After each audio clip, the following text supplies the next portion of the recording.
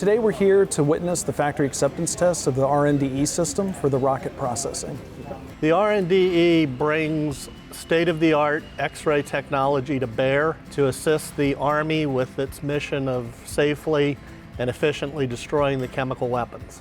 This is a new component to our rocket line processing. This is a way for us to scan aged rockets that we have in the inventory to determine if they're leaking either internally or into the shipping and firing tube. Early identification of the leakers, the key benefit is if we identify them, we don't send them into the process, we don't contaminate a clean area. If we contaminate a clean area, we'll have to stop processing to go in and perform decontamination operations to get all those readings back down to near zero so we can continue to process again.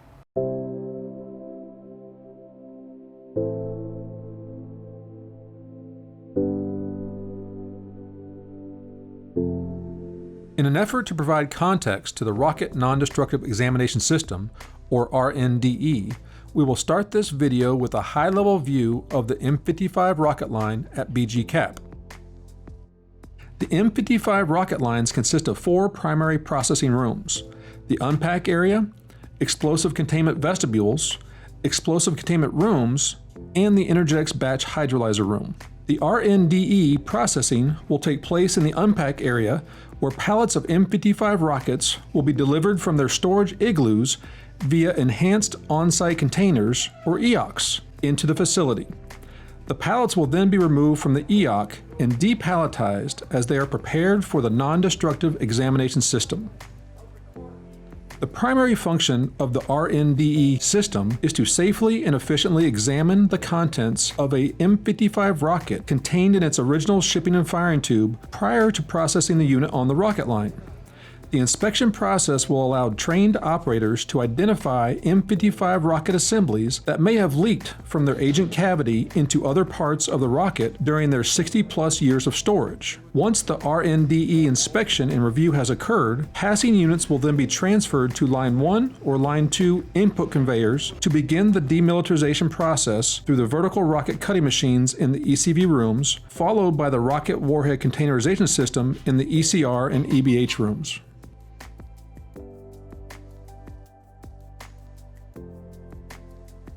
The RNDE system is a custom, state-of-the-art, non-destructive examination system.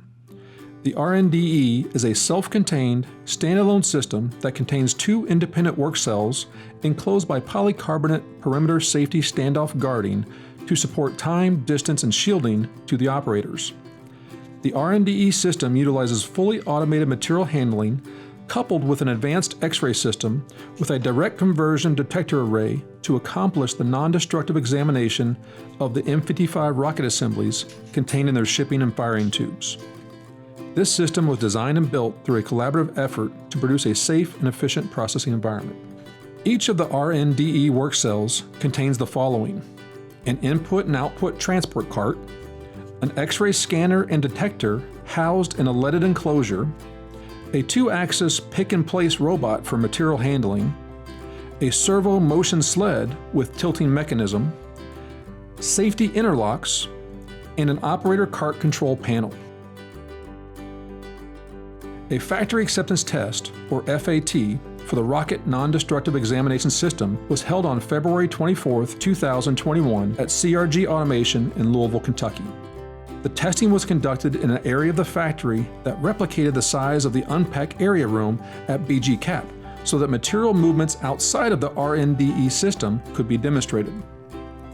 As previously mentioned, to start the RNDE process, pallets of M55 rockets contained in their shipping and firing tubes are delivered to the UPA and unloaded from the enhanced on-site containers, or EOCs. Once a pallet has been removed from the EOC, it will be loaded onto an unloading table. UPA operators will then remove and store the pallet dunnage in preparation for depalletizing the SFTs. The unloading table can be height adjusted to ensure the operators are able to transfer the SFTs to a waiting input cart in a safe, ergonomically, and efficient manner. Once the table has been adjusted to the proper height, the operators will mark the top of the SFTs at the 12 o'clock position to provide a visual reference of the original SFT storage orientation. The operators will use the visual reference while transferring the SFTs onto the input cart, taking care to keep the 12 o'clock position as close to the original position as possible to minimize any disturbance to the liquid contents. Once the white input cart has been loaded with up to 5 SFTs, the operator will move the cart to the RNDE input cell opening and insert it fully to the hard stop. Next, an empty green output cart will be inserted fully into its output position. The operator will then press and hold the reset button at the operator cart control panel that will automatically lock the carts into their positions, enable all safety interlocks, and initiate the auto sequence start of the RNDE system. The RNDE process begins with the 2-axis pick-and-place robot picking the first SFT from the input cart. Once picked from the input cart, the robot will then place the SFT on the servo-driven motion sled. A pneumatically controlled in-stop will then push the SFT to a set position, and the motion sled will be tilted to an operator preset angle. The purpose of the induced angle is to enhance the visualization of liquid contained in the SFT or M55 rocket assembly by utilizing gravity. A beacon siren will audibly alert operators in the area once the X-ray device has been turned on at the start of the first scan. Additionally, the RNDE control operator will have a human-machine interface, or HMI, that will indicate all system activities, statuses, and alarms so they can monitor the cycle progress. Once the motion sled has tilted to the preset angle, the servo drive will engage and move the loaded SFT into the X-ray cabinet. The speed at which the SFT is moved across the X-ray beam is precisely controlled to ensure excellent image quality. The SFT motion sled will come to a stop once the full M56 warhead contained inside the SFT has passed through the X-ray beam.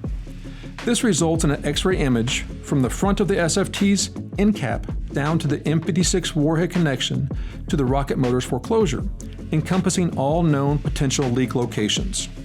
Upon completion of the X-ray scan, the resultant X-ray image will automatically appear on the Image Review and Disposition System Monitor, or IRDS. Each RNDE cell has its own IRDS monitor. The trained operator will then review the X-ray image, looking for any chemical agent that may have leaked during the 60+ years of storage and would be problematic for downstream processing. Upon review of the image, the operator will take one of the following 3 actions: pass the unit, rescan the unit, or fail the unit. If the unit is passed, the 2-axis robot will pick the SFT from the motion sled and move it to the output cart. Only passing SFTs will be placed on the output cart.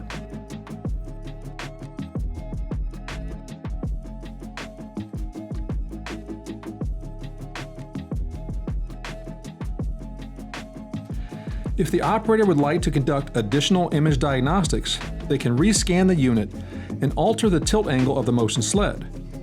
By altering the angle of the rescan, the operator can gain additional insights by monitoring the liquid levels in the X-ray image and comparing against the previous scan. The operator can conduct the rescan operation as many times as necessary to ensure accurate image diagnostics.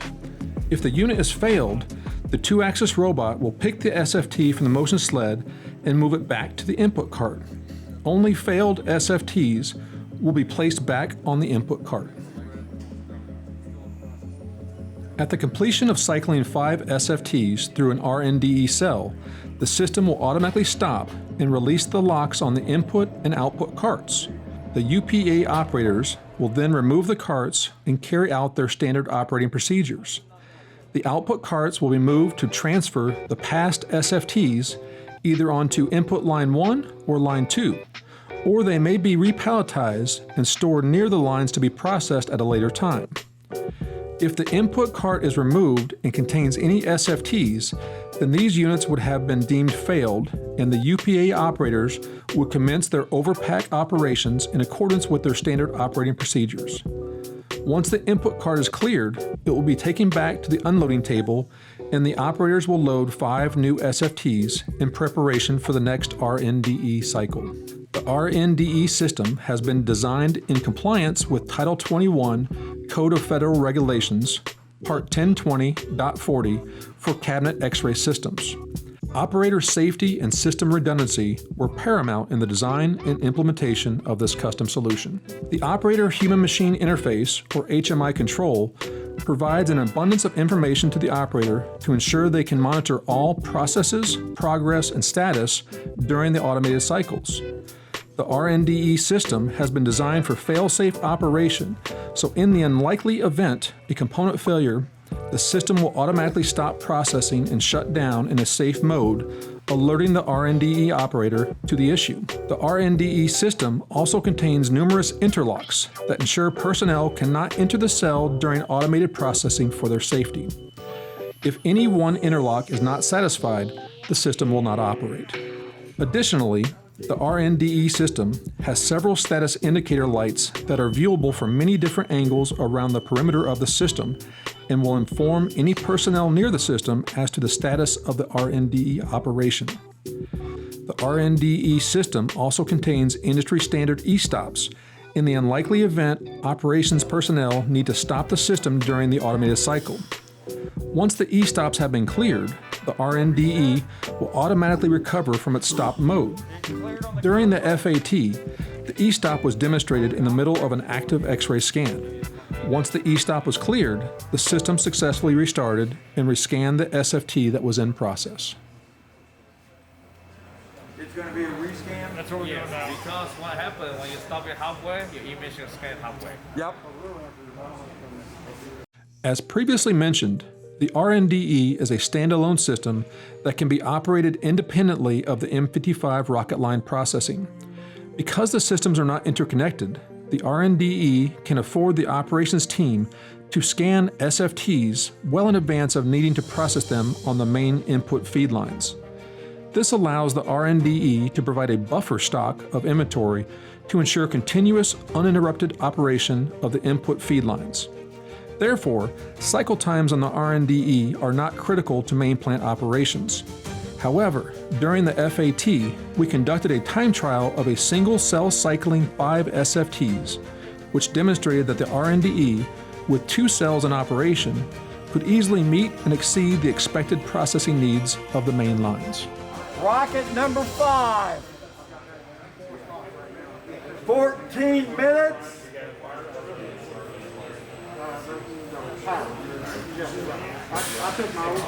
And 12 seconds.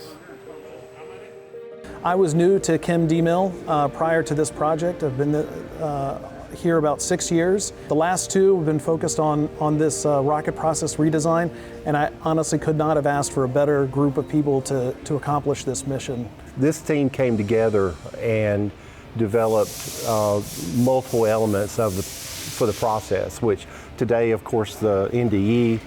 Prior to that, we had the rocket warhead containerization system, which took the warhead and containerized the warhead in a canister. We also had the vertical rocket cutting machine, which improves the cutting process, where we separate the warhead and rocket motor. And then again, finally, the NDE is the last piece of the handling system. I'm retired military, U.S. Army Chemical Corps. I dug weapons out of the ground. I maintained the readiness of the stockpile. When I retired from the military 20 years ago, I began working with DMIL to get rid of these chemical weapons. And the technology that we're using today to get rid of these is, from a safety perspective for the operator, it supports the cardinal rule, minimum amount of people to minimum exposure of the item, be it agent or munition, for the minimum amount of time. The robotics is a big part of that. The technology is fantastic, and from an old Army chemical soldier, this is the path forward to safely dispose of these weapons.